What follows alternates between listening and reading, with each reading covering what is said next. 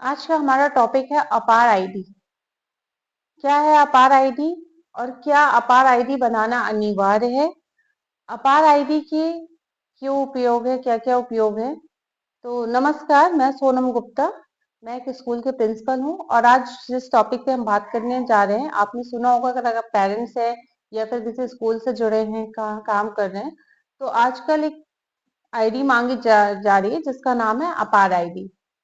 हम इसके बारे में आज चर्चा करेंगे कि अपार आईडी क्या है, क्या अपार आईडी बनाना अनिवार्य है, अपार आईडी के उपयोग क्या है, किन छात्रों की अपार आईडी बननी है और यदि अपार आईडी नहीं बनाते हैं तो क्या होगा, और यदि अपार आईडी बनाना है तो किस प्रकार से बनाना है और किन छात्रों की अपार आईडी बनेगी।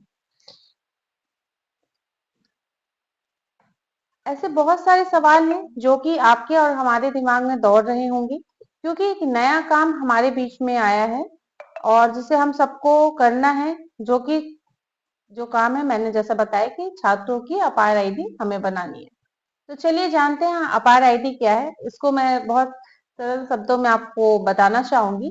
पहले तो हम जाने कि अपार आईडी का फुल फॉर्म क्या है। अपार आईडी का फुल फॉर्म है automated permanent academic account registry.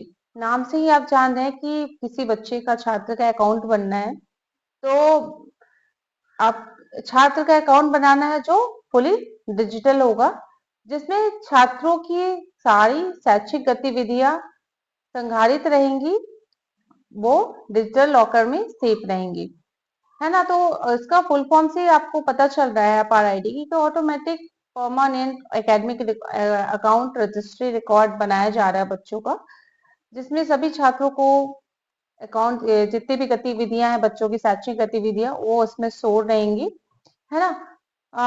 Bharat सरकार द्वारा अभी डिजिटल लॉकर लॉन्च किया गया है, जिसमें भारत सरकार के जितने भी नागरिक हैं वो अपना डाटा रख सकते हैं।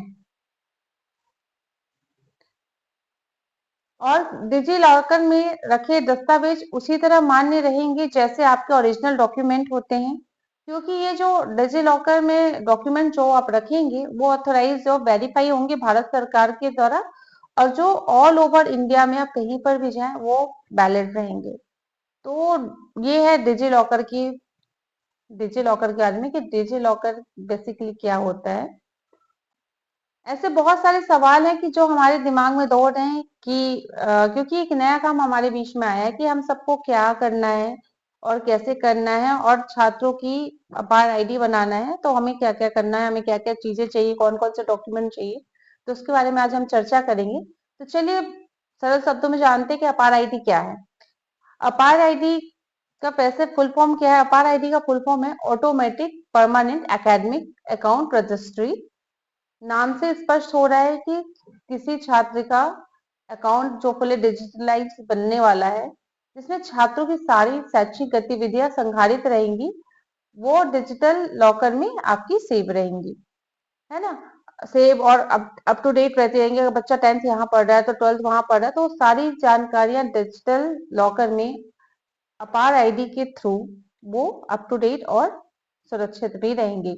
रिसेंटली में भारत सरकार के द्वारा एक डिजिटल लॉकर लॉन्च किया गया है, जिसमें भारत के जितने भी नागरिक हैं अपने डेटा उसमें रख सकते हैं, और किसी भी डिजिटल लॉकर में रखे दस्तावेज आपके उसी तरह वैलिड रहेंगे जैसे आपके ओरिजिनल डॉक्यूमेंट जहां मांगे जाते हैं वहां पर आपका, अगर डिजी लॉकर में आपका डॉक्यूमेंट्स है तो वो आपका वैलिड रहेगा, क्योंकि जो डिजिटल लॉकर में आपके जो डॉक्यूमेंट आप जहां पर रखेंगे वो ऑथराइज व वेरीफाई रहेगा आपका भारत सरकार के द्वारा, जो हर जगह ऑल ओवर इंडिया में आपके लिए मान्य रहेगा, है ना। आप कहीं पर भी आप उसे शो कर सकते हैं जहां पर भी आपको जरूरत पड़े।